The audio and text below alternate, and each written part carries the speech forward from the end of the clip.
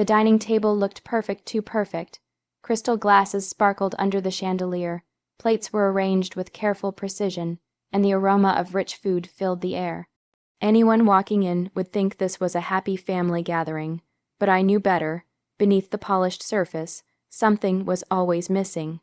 Warmth. I sat quietly between my husband, Ion, and my younger brother, forcing a smile whenever someone glanced my way. My mother was busy praising the expensive dinner she had prepared, while my sister-in-law kept mentioning the cost of everything subtly, but deliberately. It was always about money in this house, always about status. Ion's hand gently slipped into mine under the table. His touch grounded me steady and calm. "Are you ready?" he whispered, his voice so low no one else could hear. I swallowed hard. My heart was already racing. "I think so," I replied. For months he had been telling me the truth I refused to accept, that my family's love came with conditions, that it depended on what I had, not who I was. I had defended them every time. Tonight I would find out. I cleared my throat, my fingers tightening around the edge of the table. "I need to tell you all something," I said. The chatter stopped instantly. Every eye turned toward me, Ion and I. I hesitated just enough to make it believable. "We've lost everything. Our business collapsed. We're broke." The word felt heavy as it left my lips. Silence followed, but not the kind filled with concern, the kind filled with judgment. My father leaned back in his chair, his expression hardening. "Broke," he repeated, as if he didn't quite believe what he was hearing. My brother frowned, exchanging a quick glance with his wife. She raised her eyebrows, unimpressed. "Well," he said after a moment, "that's what happens when you take unnecessary risks." My mother sighed loudly, placing her spoon down. "We told you to be careful. You never listened to us." I blinked. That was it. No one asked if I was okay. No one asked what happened. No one even pretended to care. We were hoping, I continued softly, my voice trembling now for real, that maybe you could support us for a while, just until we recover. The shift was immediate. My father's tone turned cold. "We have our own responsibilities." My sister-in-law spoke next, her voice sharp. "It wouldn't be fair to expect others to fix your mistakes." Each word landed like a stone. Beside me, Ion remained silent, but his grip on my hand tightened slightly, as if reminding me to stay strong. And suddenly, I understood. This wasn't a family. This was a transaction. And the moment I had nothing left to offer, they had nothing left to give. The silence from that night didn't end when we left the house. It followed me. At first, I told myself they just needed time. Maybe the news had shocked them. Maybe they were worried in their own way. I clung to those thoughts like fragile glass, afraid they would shatter if I looked too closely. But days passed. Then a week, and nothing came. No calls from my mother asking how I was holding up. No messages from my brother checking in. Even the usual family group chat, once filled with constant chatter, had gone quiet. It was as if I had slowly been erased. I stared at my phone one evening, scrolling through old conversations. So many messages, so many emojis, so much fake warmth. It all felt distant now, like something that had never truly belonged to me. "They're not going to reach out," Ion said gently from across the room. I didn't respond because I knew he was right. Still, hope is a stubborn thing. The next morning, I decided to go see them. Not to ask for money, just to see if there was anything left between us. Anything real. When I reached my parents' house, I hesitated at the door.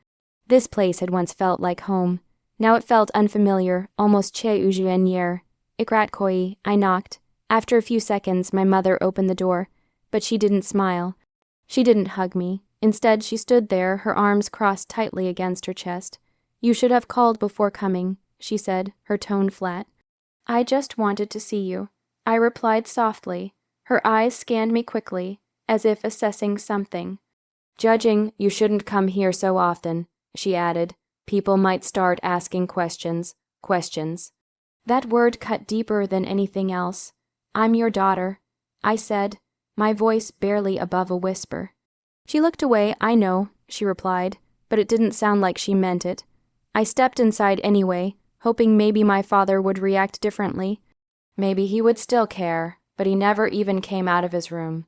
He's busy, my mother said quickly, almost dismissively. And your brother is at work. Of course he was. Everyone was suddenly too busy for me.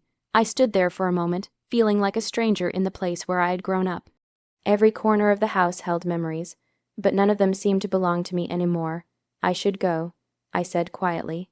My mother didn't stop me. She didn't even walk me to the door. As I stepped outside, the weight in my chest grew heavier than ever before. This wasn't just distance. This was rejection. That night I broke. Tears streamed endlessly as I sat on the floor of our bedroom, the pain finally spilling over. Not because I had lost money, but because I had lost something far more important, my family.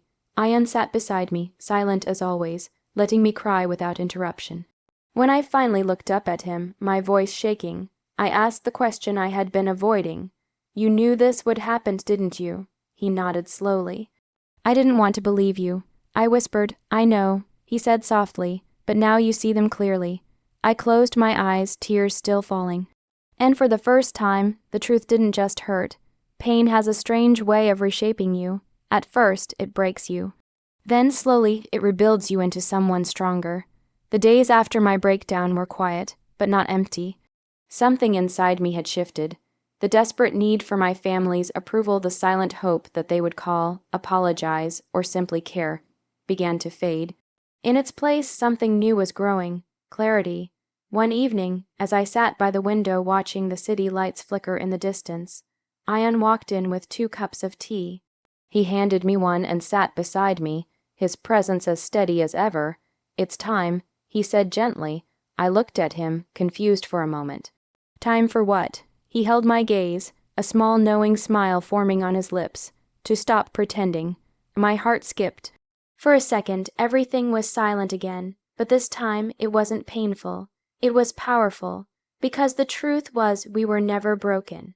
Not financially, not even close.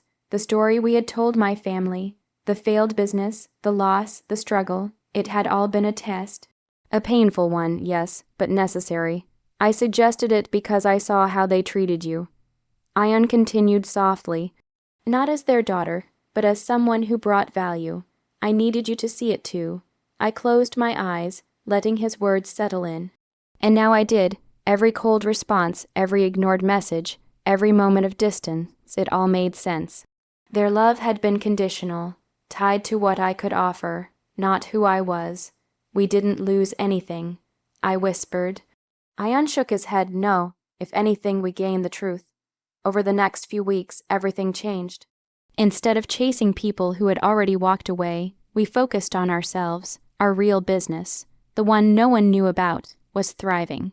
Investments were growing rapidly, partnerships expanding, opportunities appearing one after another.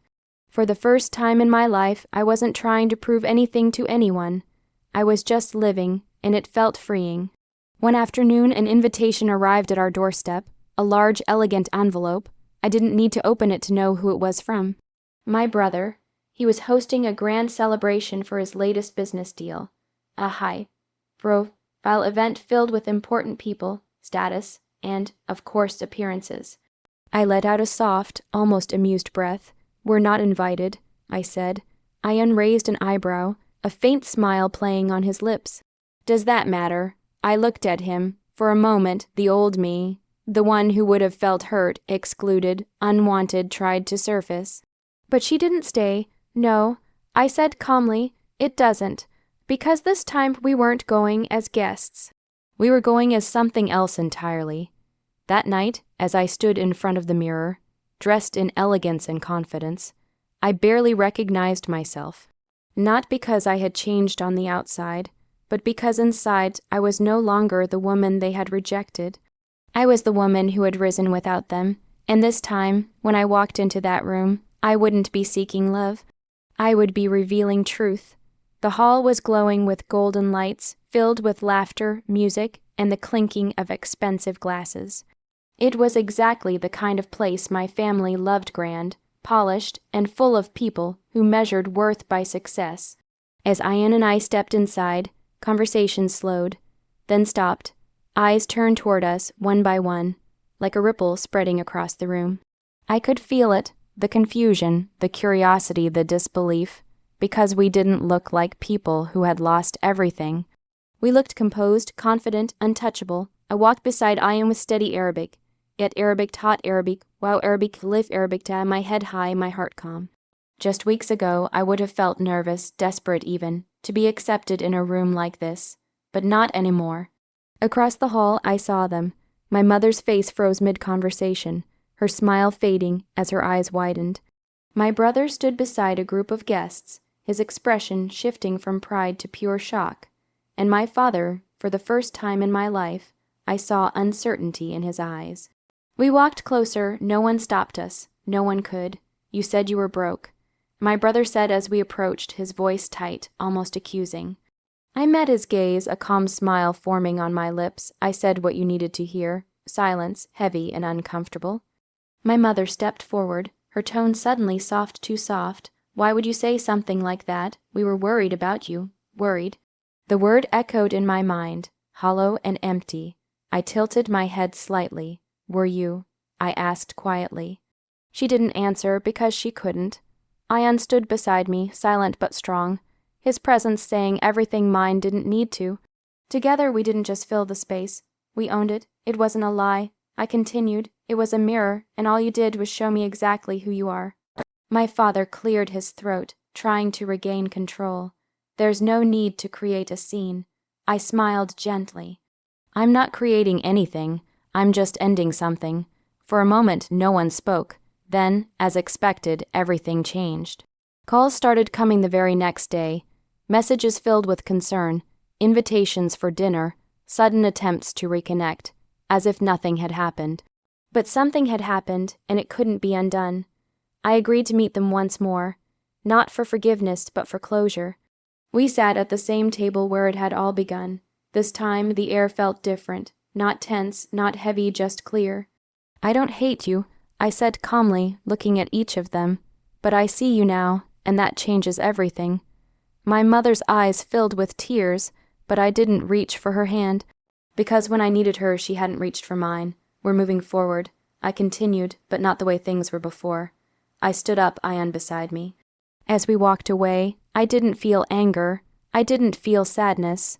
I felt peace, because in losing their conditional love, I had finally found my unconditional strength. And that was the sweetest revenge of all. It changed me.